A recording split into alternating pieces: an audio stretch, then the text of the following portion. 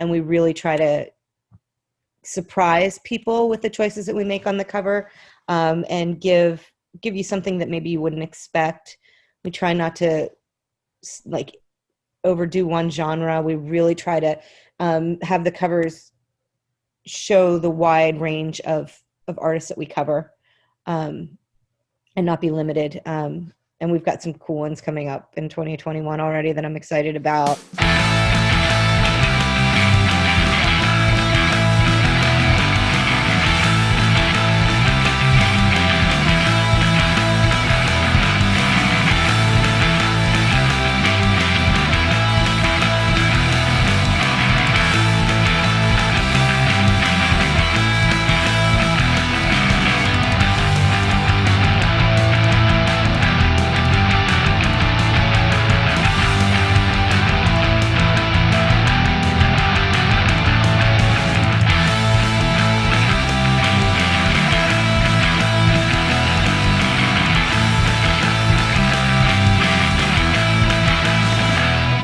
Hey, Lisa, how's it going? Welcome to the Question the Answers podcast. Thank you. Yeah, it's a pleasure to have you on the show. I've been a huge fan of New Noise magazine, for a number of years now. And it's just kind of nice to be able to have you on here to talk about this. I mean, it's a monolithic endeavor. I mean, I think anyone that's tried to put out, let alone like a blog, understands that you have to put a lot of effort into it. And like, this is like an actual magazine. So yeah, I mean, it's a huge undertaking. My hat's off to you. Thank you. I know I was just talking to my mom today, and I was like, I have so much things I have to do to get this issue out the door. And every time I really just have to tell myself, you've done it hundreds of times. You got it. Because I'm thinking, like, you start thinking about all the things, like, oh, I got to get all these photos together. I got to follow up on this one, wrap up this thing. And, I'm like, you've done it 100 times before. So I mean, the closest thing that I can think of that I can relate to is, I was in high school, I was part of the newspaper class, and I remember like having to meet these deadlines like every single month. And it's just, it kind of like, it's got to drive you mad. And like for you, like this is like effectively your career, right? Right. Yeah. Yeah. So, I mean, like, this is like your livelihood. And so like the stakes are even way higher than like just getting trying to get like an A on it. Yeah. Oddly enough, it became a long-term career. Yeah. And, so just briefly, and I'll let you kind of give a formal introduction, but, anyone that isn't aware, like there's this awesome magazine called New Noise magazine that Lisa founded. Like, what was it about? Like 6 years ago at this point? Would you say? 7. It'll be 8 this February. Okay. Wow. I didn't realize it had been that long. So I know.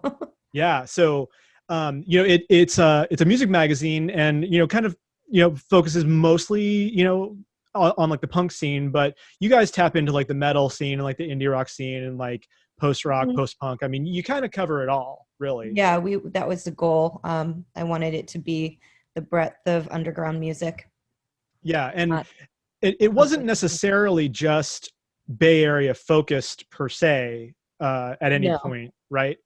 No, even though you are in the Bay Area. National and international, but we are Bay Area based, and maybe in some ways a little Bay Area bias too. Right. I mean, did this kind of start from being a zine, like the zine word getting kind of thrown around as like the no, I mean we do-it-yourself thing. Yeah. I don't really know. I mean, I guess we'd kind of hedge the gap of both of those because we have been DIY since day one. Right. But we've had a national distribution, and so I don't know. I mean, what would we're perfect bound instead of saddle stitched. Oh, okay. So I don't know if that makes us a magazine instead of a zine or what, but I think we're a little bit of both. Right on. And did you come from like a background working in like that world prior to starting New Noise? Yes, I worked on 3 other magazines for 10 years before that. Oh, okay. Hails and Horns and Loudfast Rules. Oh, okay. Yeah, that's all. And were those all music based? Yes. Okay. Yeah. Yeah. AMP covered punk and indie. Hills and Horns was heavy music, and Loud Fast Rules was like 77 punk, oi, things like that. Oh, okay. Roots based And more. and you've been involved in the music scene like pretty much like as a fan and like a concert goer like for quite a long time, correct? Like Yeah, since you were like a kid, yeah, right? yeah. Definitely like gravitated to it at an early age. Did you grow up in the Bay Area? No, I grew up in the East Coast Oh, in okay. Pennsylvania. Oh, okay. Yeah. I mean, I've been out to Philly a few times, and only in the last few years. And I got to say, like, it seems like their music scene out there is doing really awesome stuff right now. Yeah, but this was in the 90s, and did not live in Philly. I lived in central Pennsylvania, kind of in the rural, very rural. So VFW hall shows and things like that were more of what I came up with. I mean, or came up on, but I went to a couple shows in Philadelphia or Pittsburgh, but I moved as soon as I was when I turned 18, I moved west. So Got it. And I mean, when you were out there, growing up in Pennsylvania, were you involved in any kind of like a zine thing out there? no, I was still, I mean, it was, um, no, not then. I loved punk and everything like that, but I was just a little shithead kid. And then I graduated and moved west. I was not being good at going to school. I was a little shit kid. I think we all were at one That's point. all. I'm thinking about all the things I did. It wasn't constructive at that point. So, um, Well, but I mean, the fact that you've been able to, not only move into a, a, a career that involves like something that involves so many deadlines and like having to be structured and like understand that like it's things have to so meet. ironic because I was just a world-class procrastinator. And, like my mom even tried to call me out on it recently. And I'm like, I live by deadlines now. I don't know who you remember, but that this does give me the structure I didn't really have and the discipline that I didn't have. Now I can live by deadlines. I try to be forgiving, especially this year though, with everything going on, you know, trying to be rigid on deadlines doesn't behoove anybody, but not also keeping things rolling and keeping things moving at a good pace. But finding that balance this year is just kind of like everyone's going through it, everyone's dealing with what they can. If I get motivation on a Tuesday, I grab it and run with it Yeah, because I might not have it on Wednesday, you know. absolutely. And, so a quick question, kind of talking about, meeting these deadlines and everything, and especially like during this time that we're all going through. I mean, I would think that people that subscribe to your magazine would probably be like really, I guess maybe, I mean, maybe more excited to be getting their issues right now because it's like Yeah. this like thing that comes to them, like we're all trapped at home, I mean, for the most part, we're all kind of Mhm. stuck at home, but every, month or so, we're going to get this new copy and like, it's going to be something that I can kind of tangibly be excited about having. Yeah, and we try to pack them full. Every issue probably has about, I think we cover about 60 bands um, in print, each issue, and then having the flexi. And yeah, people have subscriptions um, did increase over last year. This year, I think we had some good covers, good flexis, cool incentives and stuff like that too. And and I feel like people being home now are more they can't go out, they're not going out and drinking and eating out and going to shows and doing things like that. So supporting and buying the tangible things and collecting, and I'm sure it's the same with like records and stuff like that. So yeah, it has been good, and it has offset not being in stores, with Barnes and Noble and stuff like that.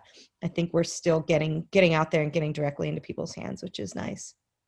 Absolutely. And, I know that you do a lot of partnerships with, various entities. Like I know that, like, for instance, Wiretap Records, and you guys have like a Hmm. partnership where they have their annual membership, which at least this last year included a subscription to New Noise, which I thought was super clever and Yeah, no, like I thought that was great. Yeah, I think that's a great I'm package deal. always open to collaborating. I love, supporting other people, and I want us all to succeed and get through this. Absolutely. And with the flexies, I mean, that's a huge like selling point to people, particularly who not only are invested in the music scene in general, but they also they collect physical music. So It's a bargain. I mean, to get yeah. the magazine and the flexi is, for $5. Can't And beat that. so these flexies that you do, aren't most of them like exclusive Yes. material? Yes. Yeah. So That I have mean, that's been, huge right there. yeah, all of them except for the Descendants because it's a Descendants, and I was like, I don't care. Right. Yeah. But I mean, beyond the Descendants, you've had quite a lot of notable bands like this. I know that the most recent one you announced was Less Than Jake. We're doing Right. Less Than Jake, and we're also doing Viagra Boys. Okay. Yeah. And I mean, are there any bands that you've yet to land that you're really kind of hoping for? I mean, I'm sure that you've got I've things in the gotten works, but quite a few. Right when the pandemic hit, we had the Spits lined up, and I had an exclusive Spits track that we were gonna do, but I couldn't do two in that issue. I just didn't know what was like. I mean, it was when we got shut down. There was just I didn't know what was gonna happen, what was coming next, and justifying the additional cost because we would have had to do two in that one because it was supposed to be like that and then the next, and we couldn't do another issue in between. So that one I caught, and then it slipped through my hands, and I was so upset about that because that was when, and I made the rare dumb mistake of bragging about it. I said I landed one of my bucket list ones, you know, online, and taught me to count my chickens before they were hatched. yeah, sometimes that's unfortunately the way things roll, and that's such Yeah, a bummer though. I Gosh, know. like slipped right through your fingers. Yeah. Hmm. Yeah, I mean, at this point, I mean, gosh, because how many flexies now have you done in total? This will be the next two coming up are number 37 and 38.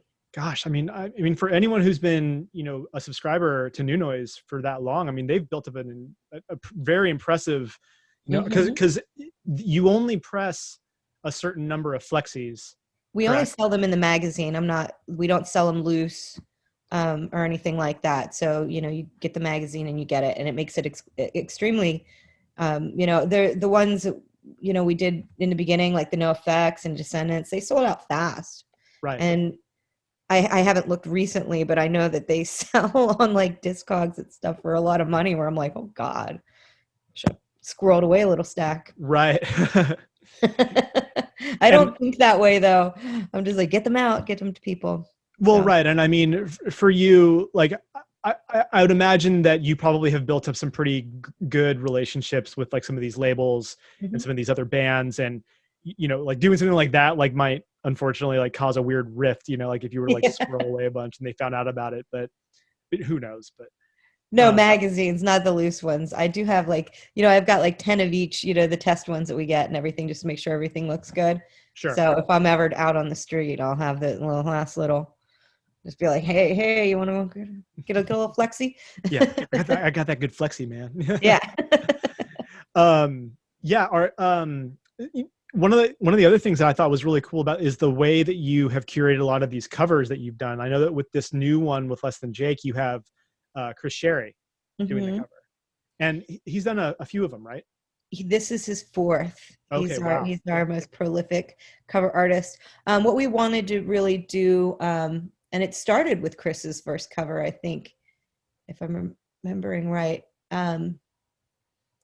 It might, yeah, I think it was with that one that we, I could be wrong, but we just decided that it would be good to, be able to hire an artist and have an artist do a cover, and give this full package of something that's completely unique by having an artist drawn cover, the flexi, and the magazine.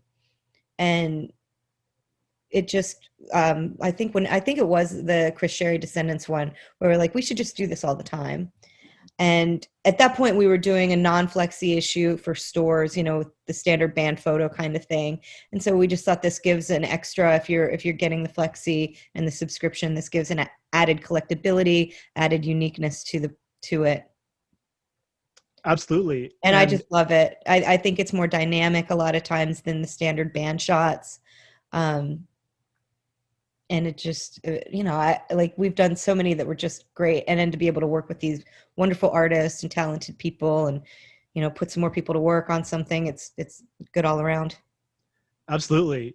Do you ever like accept submissions for people to be like an artist for a cover, or do you really just more like have like a Um, list of folks that you kind of generally? yeah, it tends to be, I like to really defer to the bands a lot of times, because they have artists that they tend to work with so the theme kind of goes through.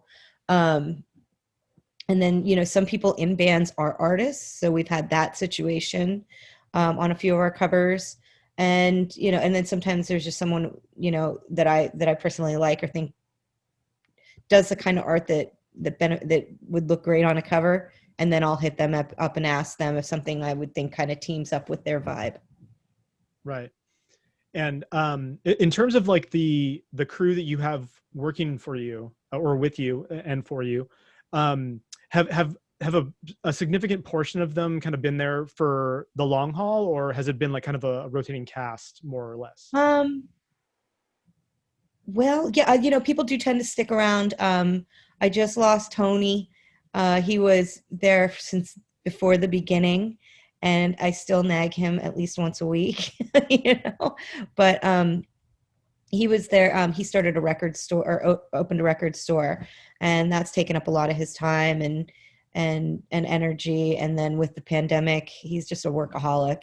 He ended up getting, another job um, and that stuff. So he's been around a long time, but my designer's been with me for about 3 years now, I think. And it's so hard. I'm so bad with time space anymore. Like, I don't know how long. Addison has been running a lot of the website and back end and helping with editing and everything. And she's been with us for over 3 years now, I think, too.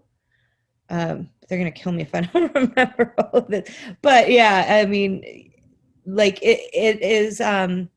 It's a lot of hard work for very little like financial reward for any of us.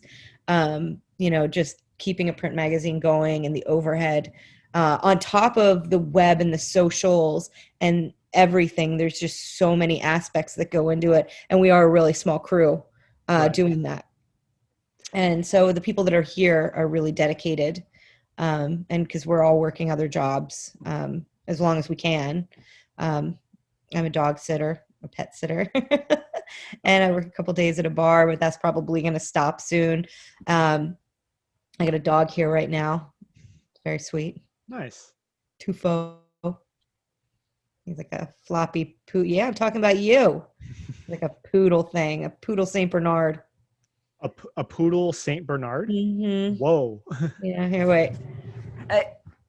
Oh. Tufo. Oh, hey Hi, there. buddy. He's so cute. I've been hanging out with him since he was just a little puppy, and he's just a like a Swiffer. He's just like a Swiffer on legs. Not, I wish I could have a dog. Our apartment complex doesn't allow us to have dogs, but I do have a cat. Yeah, I got a couple of those too. Yeah. And I'm not getting any more dogs. I've had dogs all my life, and so now I just take care of other people's dogs, and that's about the same thing. Yeah. As far as the magazine and like the like having physical print media, like obviously I think just in the last even 10, 20 years, we've seen a steep decline in like readership across the board about print media, right? Oh yeah. Now you're saying that over this last year, you've seen a bit of an uptick, and it's likely because of the fact that people are at home and like they're wanting to actually have something to kind of look forward to, and Yeah. have something to and the collection piece of it is a big piece of that. So that's awesome that that's worked in your favor. But overall, though, I mean, do you feel like this has become like a sustainable thing with regard to the model that it currently has? Like, do you think that if you keep things going the way that you have been doing it, that it can remain viable? Or do you think that maybe it's going to fall off like once things kind of go back to what they were? No, yeah, I think it can remain viable. I think there's a lot of work we need to always consistently be doing. Um, I feel like we've provided quality covers. People know that like thought and heart goes into it, and we really try to surprise people with the choices that we make on the cover, and give you something that maybe you wouldn't expect. We try not to like overdo one genre. We really try to have the covers show the wide range of artists that we cover, um, and not be limited. And we've got some cool ones coming up in 2021 already that I'm excited about. People I've been having conversations with. There's a lot. There's a lot coming up, and there's a lot to be excited for. So in that respect, I really think that we'll be able to remain viable and do what we do. It's just really like it hasn't been for any lack of quality. Frankly, I feel like we could put together a magazine twice as long every issue and still not cover all of the really important releases that come out. So I really think that that's there. And I think since there isn't much happening in that respect, um, there is a value to what we do. It's hard, and especially like there's some that there's really not. It got really hard for a while. There was a period of time where print magazines were what they were, and then around 2008 or so, when the economy fell out, and the rise of social media made it so a lot weren't able to survive. But I think we've set apart and made a unique format, and then giving a little bit more and giving the flexies and things like that, I think has made it.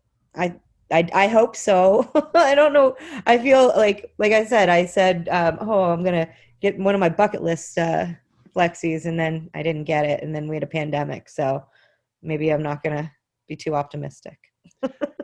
Well, yeah. I mean, I think with any endeavor, it's good to kind of keep real expectations realistic as best you can, and like to not get too swept up in like romantic notions of like how things are going to go. Yeah, I mean, right I now, know. go ahead. Oh, I know. Whenever it comes down to it, we buckle down and do what we need to do, and do the work that needs to go into it. It's a lot of, like I said, it's a lot of work. It really is. And this year, the biggest bulk of my work is to go around and ask labels for money and ads and things like that. Not just labels, companies, businesses and things like that to sustain with advertising. And when people don't know if bands can go on tour for another year or another year and a half or whatever, that makes it more challenging, and trying to get get your that turn on that switch. It makes you able to do that on a certain day. It can be hard to come by sometimes. So Yeah, I mean, if memory serves, back in my high school journalism days, I remember, pretty much having to think several issues ahead, you know, mm-hmm. and I would imagine that in your world, you're doing the same, but you're also having to always keep your eyes on like what's right in front of you. So like you're having conversations about band X in episode or in issue, 6 months from now, but Mm-hmm. you're also talking to 60 other bands, trying to make sure, and PR agents and labels and like all these people. So there's constant conversations, there's just tons of emails. I mean, that's got to just drive you mad sometimes. Right. Yeah. There's certain times where I'm like, no music. I don't want to talk about it or think about it right now. But, at the same time, you get a record that you really love and you get excited about it. But it is harder to be able to like spend the time with an album that you really are interested in. And, or if you spend that time with it, then you just neglect a whole bunch of other things. Right. So, it's a different listening experience than whenever I grew up with music with cassettes where you could just listen to something over and over and over and over and over again. It's a lot different, but. Yeah, with your team and people who do, like, say, the reviews, what is your kind of general way of divvying that work out? Like, do you kind of put the albums into a pool and then people can kind of reach in and grab the ones that they want, or is it Hmm. more of like an Yeah, assembly that's the nature? biggest. We have a big spreadsheet of all of the releases that we're aware of, by date. So I compile that, and it's shared so other people can compile it too. But then some of the reviewers also will come to us with things that they want to review or have reviewed. So those can be included too. But then we send out the big pitch list to the reviewers, and same with interviews. We send out a bigger one and then kind of filter it down a little bit, for interviews. So it gives, it gives quite a bit of options for people to write about. And then for us to, also think of like playlists, news, premieres, things like that too.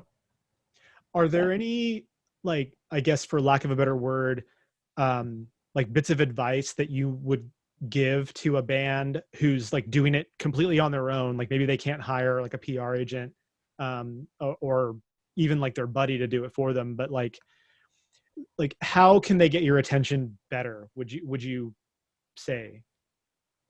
um, definitely get to the point with what you have. Send music, send release date. I always say that for me. I don't know how it goes for other publications and stuff like that, but if we have it by release date, whenever you're trying to have an organized, unfortunately, if you have to have an organized spreadsheet for everything, having a date of release allows you to be put into the right place. Otherwise, you're kind of loose and hanging out over here, you know. Right. So I try to always reinforce that. If it's albums, people. There's a lot of times people have a single and they want us to review that or and I'm like, I'm sorry, I like with the amount of stuff coming in, unless it's like a really big band or someone that everyone's going to be really excited about. It's really hard with singles. It's just, if we had a bigger staff, maybe it wouldn't be as much. But like, unless it's going to be something that really just grabs you and is going to grab our readers, that's something where we don't really have a lot of the resources to cover. So, but for albums, if we know a release date, I feel like that's one of the big things. And then links for the social medias and stuff like that, um, for quick reference, because I get 400 emails a day. No doubt. That's why I was like, I can't find the Zoom meeting link. No, It's well, fine. that's why I just sent it on Facebook. So I was like, you know what, we're just right here. I'll just send it Yeah, to you. exactly. No, that was perfect. Thank you. Yeah. One of the what Yeah. No, go Usually ahead. I generally prefer all my stuff to come through my email, so at least it's in one place, because I'm so forgetful if someone sends me a text message and I'm somewhere else when I get it, and then I'm like, oh, I'll answer it when I get home or whatever. Totally forget.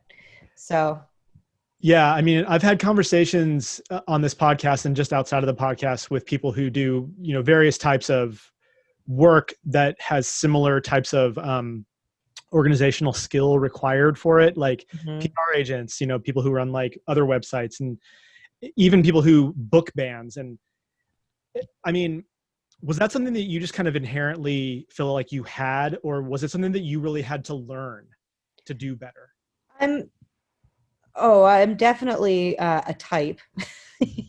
When I was a kid, the one thing that it was the 50s version of the movie, not the Steve Martin one, but Cheaper by the Dozen, Sure. where he was like an efficiency expert and he had all those kids and everything. And I was like, that's a job. That would be amazing, So, I mean, that was the type of person I am.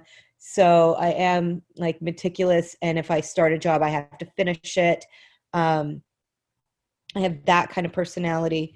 But then I see other people and I'm like, you are so much more organized than me, because I never, like I self-taught myself how to organize and do everything, and I've never taken like an Excel class or anything like that, but like I've figured out like each system to, um, get to the next day, I guess, like this will get us through, and then, slowly have improved processes over time.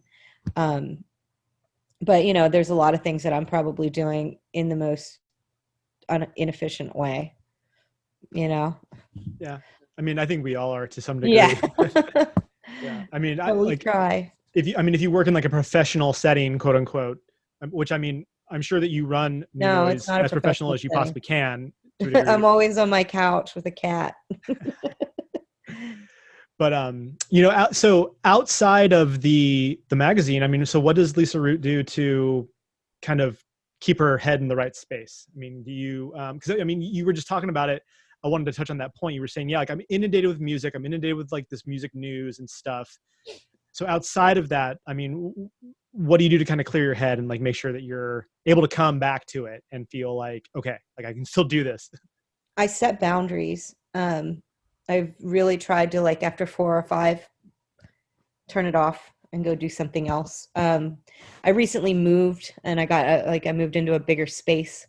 So now I've been, you know, assembling furniture and organizing and finding the places for everything to go. And that's like, if I really need to, it's kind of like if you're doing a crossword puzzle and you can't figure it out and you walk away and you come back and you can, that kind of situation where I have to like really do something that takes my mind away from all of that and then go back to it. I used to do yoga when the pandemic happened.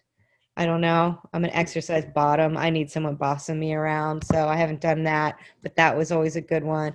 Taking walks. I go out and walk. And then with the pet sitting, usually each day I have to go and walk someone's dog or something like that. And that's great. I mean, it's like getting paid for a certain kind of therapy, Sure. which, you know, you know, it's something that I value and appreciate that I get to do because I get out, you know, see different streets, different areas, and that, and not just for your brain, for your actual eyeballs, because being on Zoom meetings, on your phone, on your computer, I started getting migraines. They're gnarly. I hate them. I wouldn't wish them on anybody. So actually getting out and focusing your eyeballs to the distance of nature is probably the best thing It's I can insane, do. like the relief you get from it. Mhm. Because we're, you know, like when you're just constantly like straining your muscles to like look at find things on like a small screen. Yeah, it's so true. Yeah. Like Yeah. I'm lucky I have a window, you know, because this is like basically my home office right now. And I have this window to the side of me that I can at least look out and see like the distance in the hills, like every once in a while. Yeah. Yeah. Otherwise, like I mean, I work for a startup, and so like I'm in front of my screen like all day. And yeah, I couldn't agree more. It's like such a huge. Bad. It's bad. Yeah. So yeah, the setting of boundaries is the most important thing, and getting done as much as I can possibly get done, and really delegating and making sure everybody is doing, you know, the things that need to be getting done, and also making sure that they're not burning out, you know, and Right. that we're all, you know, just being understanding of each other's time and effort and energy. Um, is that, you know, that's, I guess that's another thing that makes us like lean more a little zine than magazine, because I, I just want us to be able to do as much as that makes us happy and, and makes us love this, rather than thinking of it as a business so much, you know. Right. Prior to the whole shutdown, what was the last show you went to? Dracula's was the Oh, was last that at the show I bottom of the went hill? to. Mm-hmm. Yeah, I heard about that show. Yeah, those guys are Yeah. great. Yeah, yeah. And then before that was Radioactivity. So I got a couple good ones in. And then it was great because they played a show at the Ivy Room, but then they also played this radio studio that I had never heard of prior to this. And it was really beautiful. And and they were like, "Hey, you want to come down and watch the show?" And I was like, "Yeah, sure." And so my friend and I went down thinking that, you know, there would be a bunch of people there, or I didn't know what was going on. And then it was just us. Mm. And there was a like this they catered, like, it was like Mexican food, and there was like drinks. And I mean, I drank like pounded like 3 LaCroix. I wasn't even hungry. If I had known, I wouldn't eat breakfast. I felt bad. There was so much food. And then we went into this beautifully set up studio. They recorded like a little radio show, and my friend and I were just sitting there and got this private concert. That's I was awesome. like, what the hell? So, and it, I guess even more so, like not knowing how close we were to that being the last show that we'd see, you know. And I had been working so much, and then I'd go to yoga after, and I missed so many shows because I was just burned out with working at the beginning of the year. Sure. Sure. I was like, oh, I just did this hot yoga class. Oh God, I don't have time to go get a shower and go to the show. I'm tired. Now I'm like, what was I thinking? You know? Yeah. Do you, I mean, not to assume too much, but I would assume that somewhat these labels and bands like kind of give you like some free passes to like shows and stuff. So that's kind of one of the nice perks of going. That's one of the nice perks. Yeah. But I definitely remember seeing you at shows in and around the Bay Area, like every now and again. And I mean, because I can tell you for sure, like I'm dreadfully missing shows. I mean, everyone is, but I mean, I would go to easily, you know, probably 30 to 40 shows a year. You know, I would say on the low end. You know. Oh yeah, I'm maybe more. I mean, Definitely, yeah, it's definitely quite a possibility. I mean, I don't know for sure, but like I have this app that I have on my phone, and it's like a memory app. It like, you know, like shows you memories from like social media and everything like that. And it's like every time I flip through it, there's at least one picture from a concert from like at least over the last 10 years, almost on any given day. 30 to 40 would be a conservative estimate. And, you know, especially there's just so many shows that happen. Like, and almost sometimes whenever I'm like, we'll see that band again. You know, the Bay Area, you just get so spoiled. So spoiled.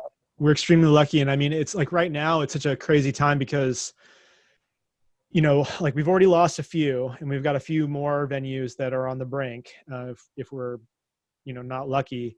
I mean, a lot of places have been doing a lot of work to try to like supplement, you know, them. And like I took part in this trivia night on Facebook the other day, sponsored by Do the Bay. And it was just, you know, basically donation based if you wanted to pay, but they had all these prizes and all the money was being funneled to like this fund to help Bay Area venues. And, you know, all of that stuff adds up. You know, it's out of curiosity, is there anything that New Noise is trying to do in that effort? We were working, you know, trying to get some like help with some venues that were going to be doing some live streams and stuff like that. But now we're in lockdown again, so we don't really know, you know, like as much, you know, what to do. Right. Because now, like, it feels like everyone was kind of slightly getting their hopes up. Yeah, we were getting kind of came crashing down, and we're just like, "Fuck!" Like, yeah. And I mean, I hope that there's another stimulus you know, passed that helps small businesses, restaurants, bars, and things like that have to be closed. Right. You know, through winter, because what was proposed to help them out was for you know, 8 weeks, and it's been beyond 8 weeks. Yeah. So. Oh, Jesus Christ. What a Yeah. But I mean, a vaccine is on the way, and I really feel like once if that has a quick rollout and goes smoothly, that I think live music will rebound. We're tenacious. This is the thing people want the most. So I'm hoping that creative minds get together whenever we can to figure out how best to help at that point too, you know. And it's just scary times. It really is, you know. Are there any live? Go ahead. Sorry. Oh no. You know, I hope that, you know, we slowed down a little bit this year to try to just do what we can, but yeah. If I try to think about it too much and too hard, my brain just starts going.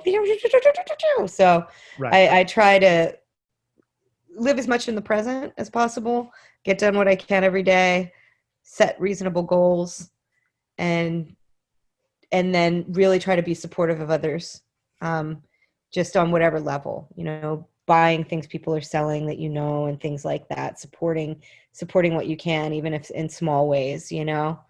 I go down and have a drink at the Golden Bowl or the Ivy, and just and try to support, and yeah, Yeah, it's I mean, just fun. all of those small things do add up if enough people Mhm. do it and contribute. So I'm good on you, for doing whatever you can. I mean, we all can do something as long as everyone's doing at least that. I think we're gonna be okay. I mean, shit's gonna Yeah, be weird and it's gonna be bad to a degree, but as long as we, put our best foot forward and continue to think positively, I think we'll be okay. Yeah. yeah, and I really hope that people, when things get back to normal, or whatever, that people still keep in mind that it is so critical that if you love something, you support it. Yeah, like there's that there was that meme that was going around. I'm sure you saw it, like where it was like, oh, like you're sick of going out or you're sick of staying inside. Just imagine your friend's band is playing or something like that. Yeah, You know? yeah, Yeah, and like it's so unfortunately ironic that that is funny and yet so horrifying at the same time. You're like, yeah, it's true. It's hmm totally true. It sucks. I mean, yeah, like I mean, a lot of musicians that I talk to are kind of feeling the same way. They're like, man, like I really hope when shit gets back to quote unquote normal that people will actually kind of give a shit, because a lot of people say that they give a shit about going to live shows, and like there's plenty of people that go to live shows. Like I'm not trying to say that people don't go to live music, but there's like tons of local bands that never get people coming out to their shows, and it's for any number of reasons. But I think maybe having this stripped away from us for such a long time might give that nudge in the right direction to maybe like, hey, it's like, yeah, it's a Tuesday night, yeah, but go anyway. Like, hmm you didn't have live music for upwards of a year, if not longer, so go do it and enjoy it and be happy that you have it you know But anyway, I'll digress. One of the questions I wanted to ask you was, so you guys run a website portion of the magazine, and I mean, compared to the print media, I'm guessing you have way more, visitors to that than you do subscribers, correct? Oh yeah. Yeah. And I mean, is it like upwards of like times 10, times 100, or? Oh, I mean, web hits are so much, it's such a different thing than physical copies of magazines. But, people will hold on to an issue for years. It's on your coffee table, it's on the back of your toilet, like it's something that has its own, they're two very different things. Sure. And, I've, if I had, if I had my way, I would just want to only have to work on the magazine. Like the web and the social medias and the print, they run on different cycles, so it can really, if those cycles are constantly going and it doesn't stop, it can burn you out, so my heart will always be with print. um, and to an extent, I do appreciate the value of the social medias and the website. I love getting to hear a new song or things like that. But yeah, they are two different things, and it's a lot. It really is. Like whenever you're trying, like if I'm on a print deadline schedule in my head, it's too early at a certain point. But you know, when we're covering something, but then you want to make sure you're timing things to the timing for the web attention span, and then also for your print deadlines and schedules, you need things a way lot earlier Mhm. to be able to make it through printing and everything like that. Right. Because I mean, obviously, with the web, you have the ability to put information out on a more consistent basis. Like every day, you could have Mhm. fresh content. Mhm. Um, and then within the magazine, because you do it is it every 2 months now, or is it every month? Yeah, we're every 2 months now. It was every 45 days, Right. Yeah. but yeah, this year we slipped back to every other month. Okay. because yeah, with the actual print media, everything is kind of compiled into that issue. And at that point, does that material go onto the web, or do you kind of slowly trickle what's going into that episode? Or I'm sorry, I keep saying You're a episode. podcaster. Yeah, yeah. But do you keep kind of slowly integrating what's going into that issue into the web as you're leading up to that issue, or does it all wait until that issue's already come I out? try. I've tried to like really kind of refocus my attention to web and print together. But generally, I send out a big pitch for the beginning of every print issue. But then we try to like have the writers do a longer version for web, and then a more condensed version for print for some of the things. Some of it will be exclusive to web, some of it exclusive to print. But we try to get them, if we have someone talking to an artist, we try to get as much out of it as possible. So if there's some kind of like different content that we could do for the web and then flip that around quicker, and have it ready, and then for print, we kind of like try to do that as best that we can. And we have a small staff, so if I had more resources, I could go even crazier. But trying to get as much out of everybody as possible, like Right. maximize the effort and things like that. And if there's something that we know a premiere is coming in on, we can kind of like, especially like if we all are working from that same spreadsheet where we can all see what's going on, then we could say, okay, this is going to be a priority that we want to focus on, see if we can do all these different things for, and things like that. Or if we're in between print cycles, and it's going to be too late for one thing, then we can make sure we can do something big for web and have it be online. Depending on, if we find out about a release and it's like a tight turnaround, then that might be a better option. So Sure. it's just a whole lot of flexibility, just doing the best with what we have.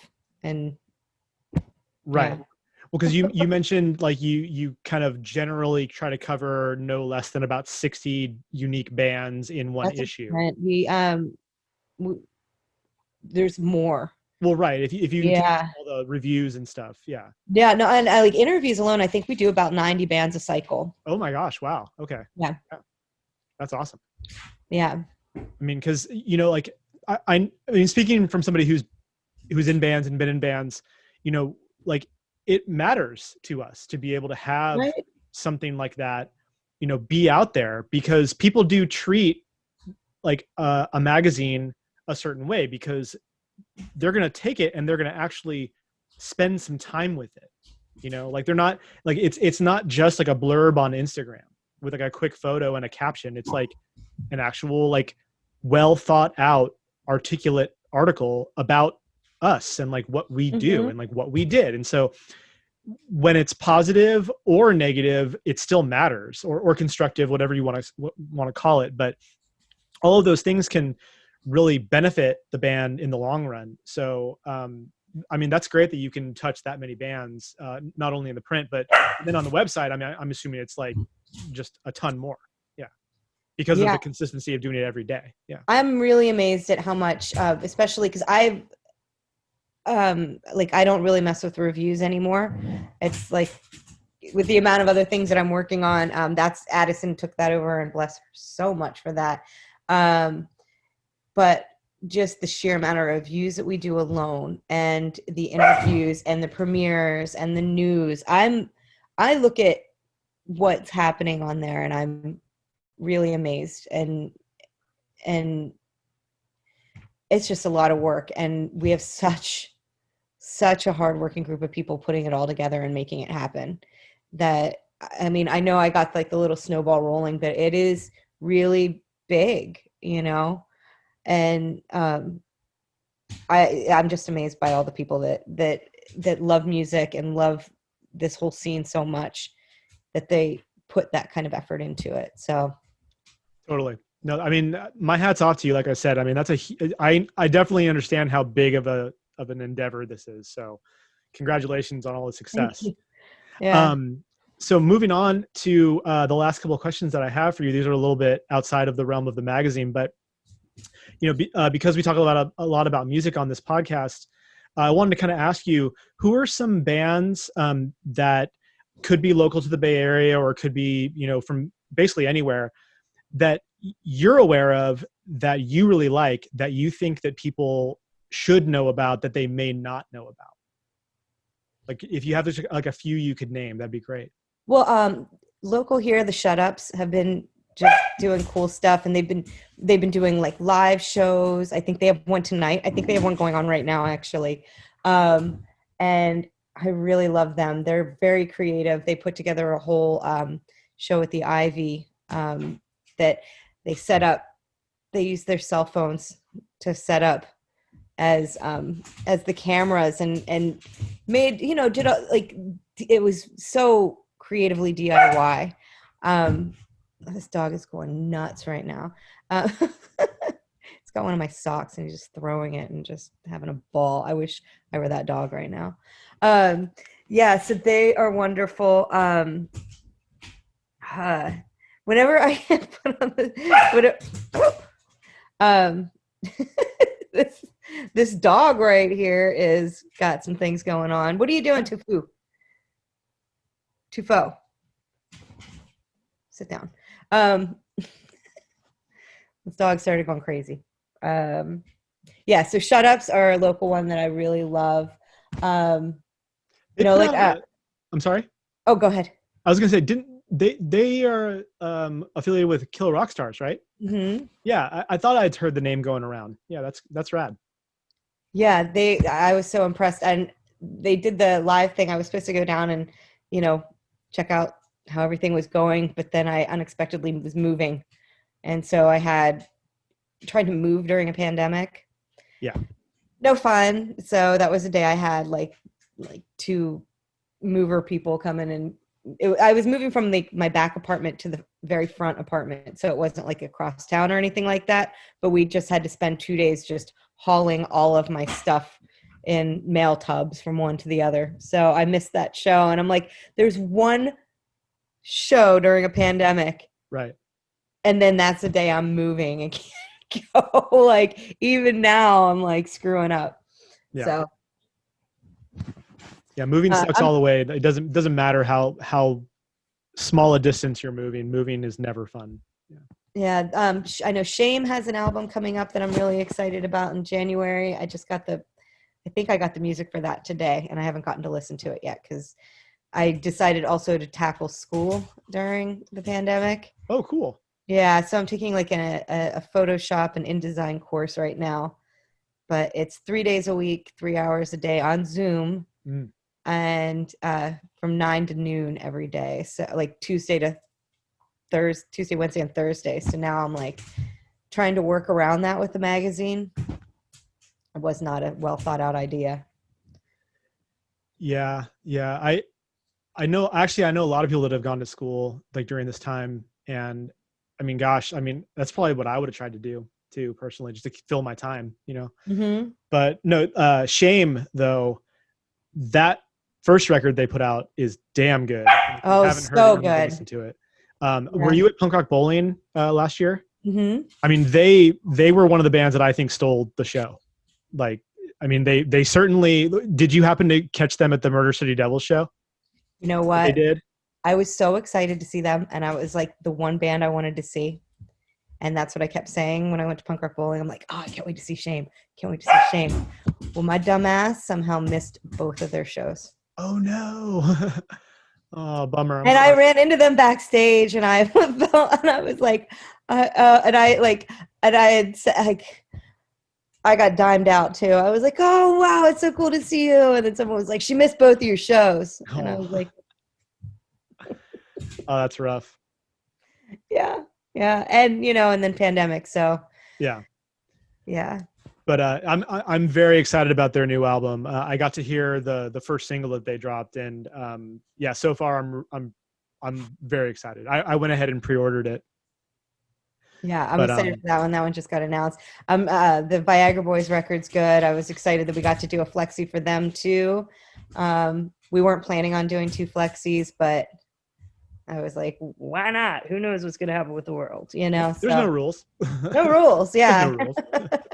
So I was excited about that one. Um, I've been listening to the Nothing record a lot. Okay. That's that I don't know if it's a pandemic vibe. Every day I have to cry in the shower. I put that record on. Yeah, nothing's one of those bands that I think has really just done something really cool with their sound. And I mean, because Mm-hmm. they're part of that whole new gaze or shoegaze vibe, whatever you want to call it. And they weren't necessarily like the first band doing it, but I think that they've kind of turned into the biggest band in that kind of small Yeah, scene. this record's great, and it's just it's my age. I like it. Just appeals to my bones, you know. Right.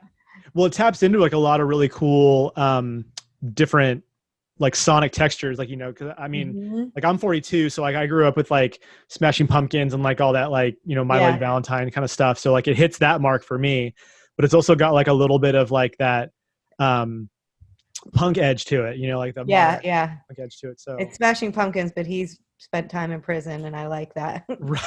So. Yeah, I've definitely heard the stories, but yeah, I've caught them live and they're great. I So own a few of their loud. I records. love They're it. great. Yeah. Yeah. Well, yeah. So yeah, thanks for naming a few bands. Definitely check them out if you haven't heard them. And then the last question, and I know this is again like putting you on the spot, but if you happen to be like stuck on a desert island, if there were 5 records that you would want to have with you, what do you think those would be? Probably Lemonheads. I'm just I like a couple days ago I heard on Spotify. I heard a Lemonhead song I hadn't heard before, an Evan song, whatever, and it was just like that's the rabbit hole I can get sucked into for a long time. So probably them. Nice. Um, yeah, I would say that's. Oh my God, you. Maybe he doesn't like that as Yeah. much as me. Come Yeah. here. He's like, it's a shame about Ray. Yeah.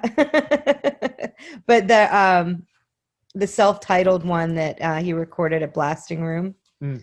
is just incredible. And I have a friend I was talking to who's never listened to Lemonheads, and I was like, oh my God, because otherwise his taste in music is pretty much in line with mine. So I hope he's enjoying it. And if I talk to him and he's just like, I don't know, maybe we won't be friends anymore. But that record's just so good because there's a lot of songs that Bill wrote, and he had Bill and Carl as his backing band, and writing with too. So there's just that it's got definite like their influence into it with Evan's influence, and it's just like this. So I'd probably listen to that on a desert island for a while. Nice. Watching John Prine.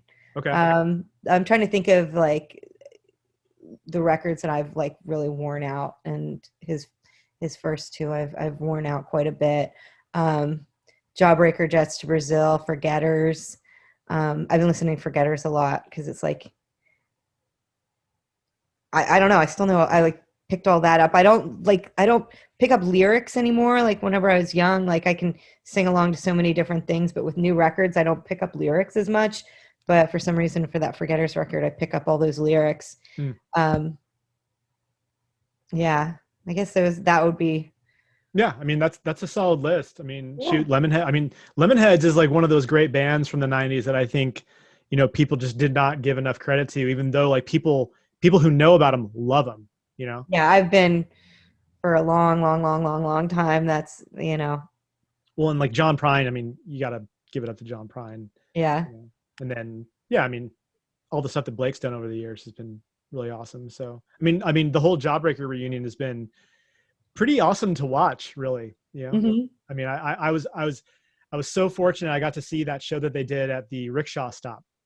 Yeah, I was there too. Yeah, and my buddy Jesse Wickman is in the band Nuisance, and it was so rad to see him get to play, because I remember being like, oh man, I never got to see your band, and he was like, oh well, I guess I get to see your band now, so that's awesome. And then of course to see Jawbreaker, who I didn't get a chance to see when I was back in high school because they had already broken up by then.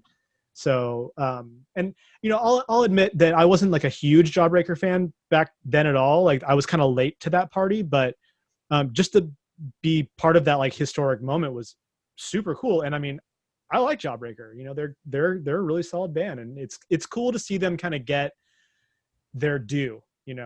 Absolutely. They got knocked around quite a bit in the Bay Area. I wasn't here for that, Right. but people like turning their back on them when they played, and it's just like, ugh, I know. So stupid. like please, like I I don't know. I just I've been here for almost 18 years, so I've been here a long time, but like I feel like the Bay Area has made such enormous contributions to music, and you just really got to honor it. And I don't know. I just think whenever and just appreciate it. And I think people, you have that idealism when you're younger and stuff like that. Well, maybe you're a little bit more pragmatic about it now.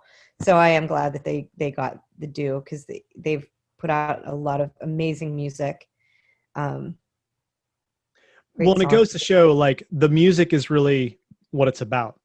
And they wrote incredible albums worth of songs, and they still hold a lot of weight. People can put those in right now, and it's not necessarily that they sound fresh, but like they're kind of, a lot of those songs are like timeless. Lyrics are very wise, and Yeah. there's a lot.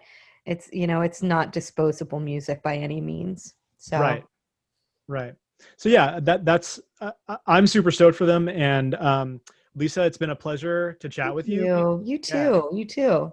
Yeah. And I best luck with everything going on with the magazine. And I I hope I hope you see you get, at a show in the near, not too distant future. I hope so too. Yeah. Let's keep our fingers crossed, and hopefully we'll cross paths in real life real soon. Yes. Thank you. Right.